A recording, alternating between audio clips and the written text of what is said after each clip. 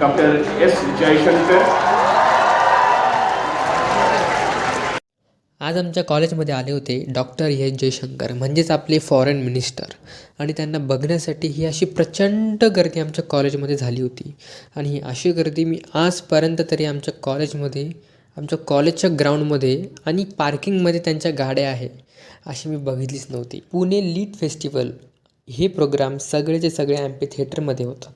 But त्यांच्यासाठी specially ह्या main स्टेजवर घेण्यात आला होता. बिकॉज जर ॲम्पी थिएटरमध्ये ठेवला असता तर ॲम्पी थिएटरमध्ये पाय ठेवायलाही जागा उरली नसती. He has been India's ambassador to China. And Trojan horse is like a trap, a trap which you are tempted to take into your house. Now you get lot of these terms or phrases. How do you make that decision? What? ये पूरी दुनिया में diplomatic circus में एक नया narrative था, एक नई तरह का एक I thought a lot about the choice of words to describe because I was trying. आणि मी व्हॉलेंटियर असल्यामुळे मला त्यांना अगदी जवळून बघण्याचा चान्स मिळाला. आणि त्यांनी जाता जाता 2 जणांना त्यांच्या सिग्नेचर्सही दिल्या.